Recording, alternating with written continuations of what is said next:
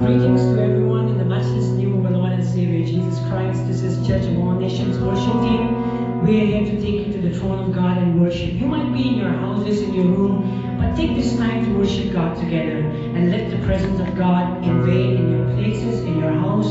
Though the churches is closed, but no one can stop you from entering into the presence of God. Amen. And the Bible says, let everything that has breath praise God. So you are still breathing, and let's worship God. So that everything that you're going through, you will know that God is good and God is still in control. Who can stop the Lord God Almighty? Our God is a lion, and He's a lion of Judah. We will sing this song together. Amen. Let's sing this song together right now.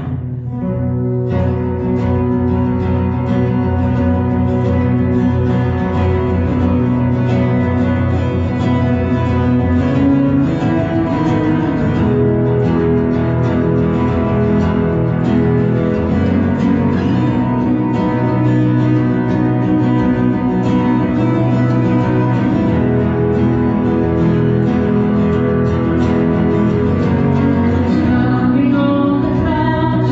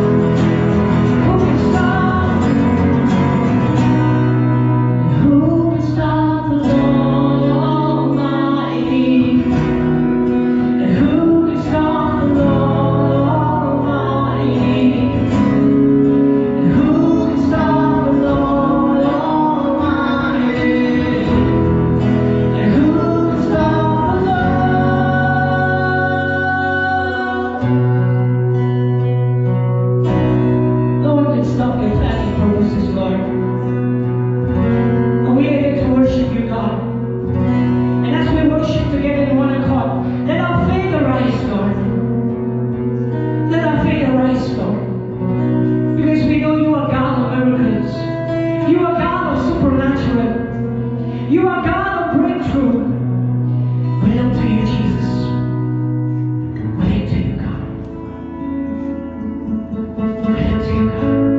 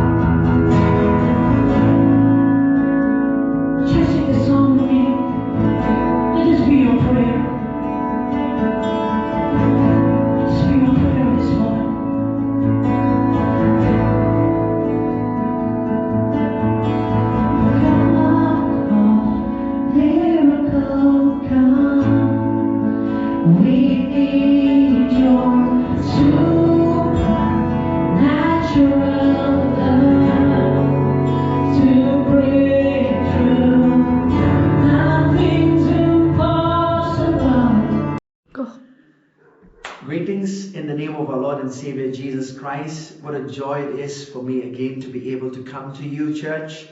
I want to share with you today on the preciousness of the blood of Jesus. You know, the Bible says this in 1 Peter chapter 1, verse 18 to 20. If you have your Bibles with you, let us read them together.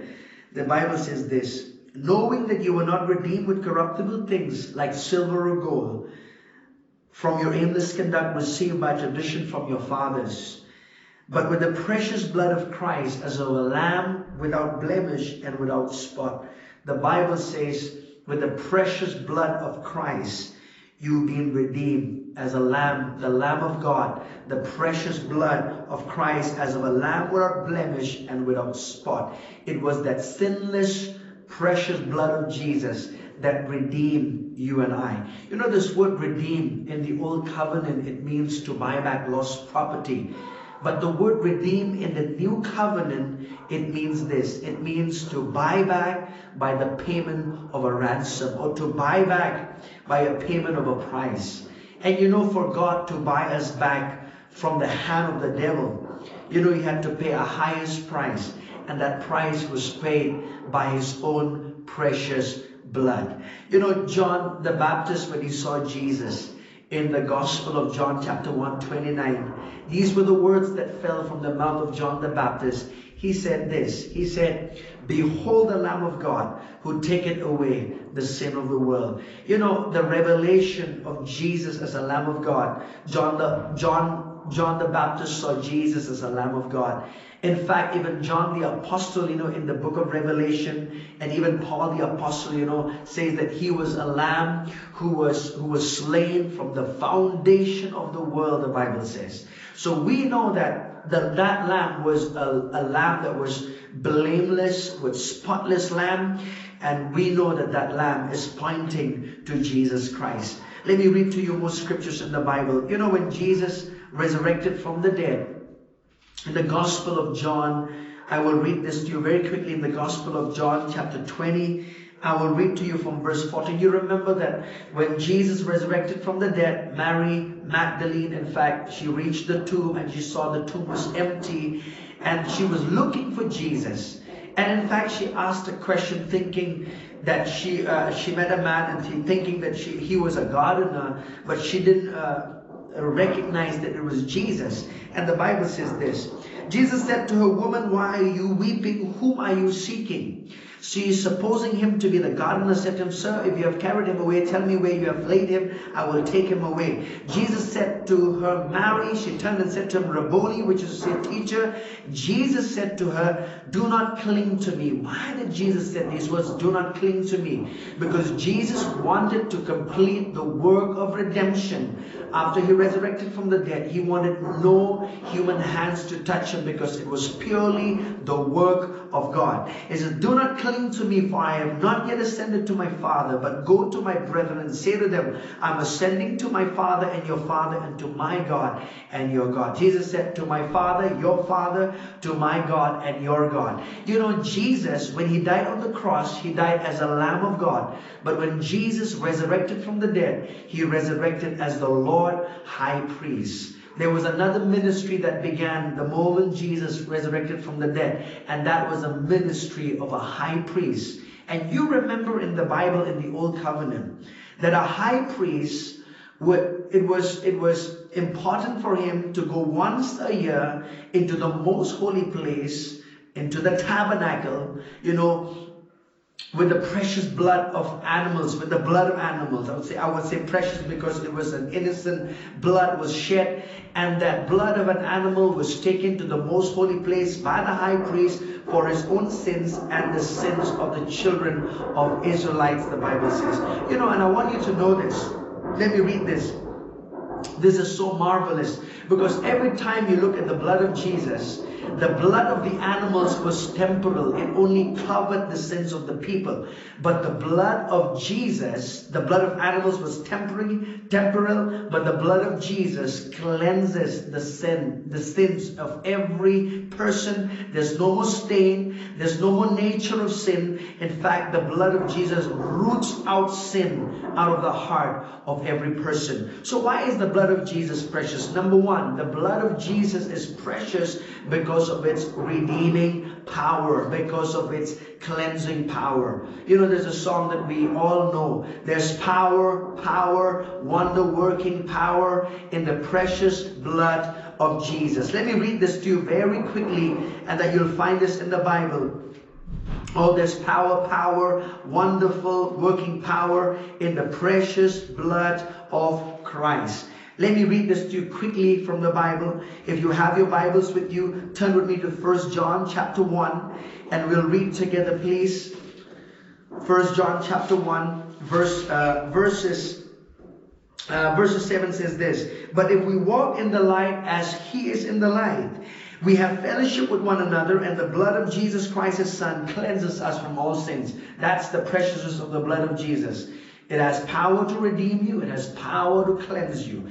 And you got to walk. See, if you walk away out of fellowship, the Bible says the blood of Jesus loses its power to work in your life. So, but if you walk in fellowship with the body of Christ, in the local church, and with one another, the Bible says the blood of Jesus will continually cleanse you from all your sins. This letter was written to believers. It was not written for sinners. So how will the blood of Jesus work for your life as a believer? You have to walk in the light as he is in the light. When you walk in the light, when you have fellowship with one another, the Bible says the blood of Jesus cleanses you from all sin. Secondly, the blood of Jesus Christ is precious because of another thing, because of its pacifying power, we see. Let me read this to you from the Bible. Turn with me, please, to Colossians chapter 1 and verses 20. Let me read this scripture to you. It says this. Colossians chapter 1 verse 20 says this: "And by him to reconcile all things to himself, by him, whether things on earth or things in heaven, having made peace through the blood of his cross." The blood of Jesus pacifies the broken law and also the guilty conscience. So the blood of Jesus pacifies the broken law and the guilty conscience. What does it mean to pacify? What does it mean? To pacify means to appease because of anger. To appease to anger. And secondly, to restore back to a tranquil state of mind or of life. You know, the blood of Jesus removes sin consciousness from our heart. You know, one of the things that Adam, when you remember in the Bible, in the old, in the book of Genesis, when Adam fell in sin, you see sin consciousness begin to rule in his life instead of becoming God conscious. But the moment you're washed by the blood of Jesus, you know what happens? There is a consciousness that is restored back to you. You become righteous consciousness or son consciousness, not any more sin conscious, but son conscious. Son conscious means Jesus Christ conscious, righteousness conscious, because of that blood of Jesus. Oh, we're so thankful for the blood of Jesus.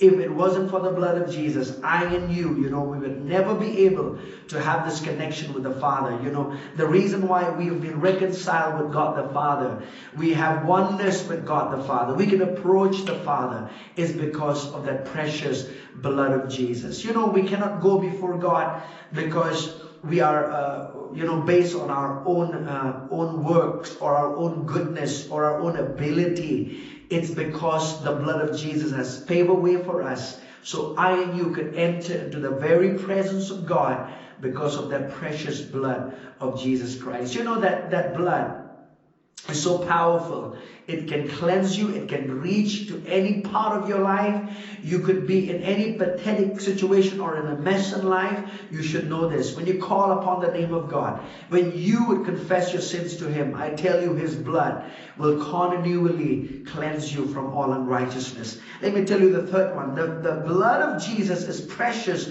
because of its emboldening power. The blood of Jesus is precious because it gives you boldness to enter into the very throne room of God. And boldness is always a result of knowledge. You know why? when you have knowledge of what Jesus has done for you, when you have a knowledge that you are the righteousness of God because of what Jesus has done for you, it gives you boldness to enter the throne room of God. Let's read together in Hebrews chapter 4. A very remarkable scripture in verse 16 says this: "Let us therefore come boldly to the throne of grace, that we may obtain mercy and find grace to help in time of need." Do you need mercy? Do you need grace in your life?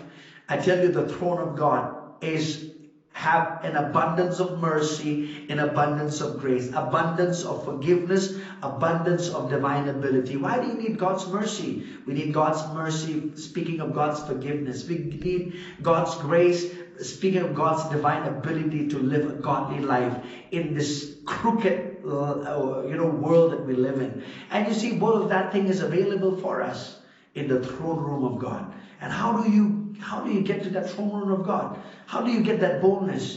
Because of the blood of Jesus. There's no more sin consciousness. I go before God with no more condemnation. I go before God with no more inferiority complex. I go before God as if sin never even existed. I go before God clean before Him. I'm clean. I'm washed because of that precious blood of Jesus Christ. You know, if you're born again, that blood, that power of that blood is working in your life. And even as you appropriate faith in that blood continually, the blood of Jesus will work for your life, my brothers and sisters in Christ. The fourth one is this: the blood of Jesus is precious because of its overcoming power. This will be the last thing that I want to share with you. That is in the book of Revelation chapter 12 verse 11. The Bible says this: "And they overcame him by the blood of the Lamb and by the word of their testimony." How do you overcome the devil? By the blood of Jesus. You overcome him by the word of your testimony, by the word of your confession of what that blood has done for you. I am the redeemed of the Lord. I've been washed by the blood of Jesus. I've been redeemed from the hand of the devil because of that precious blood. Every time you speak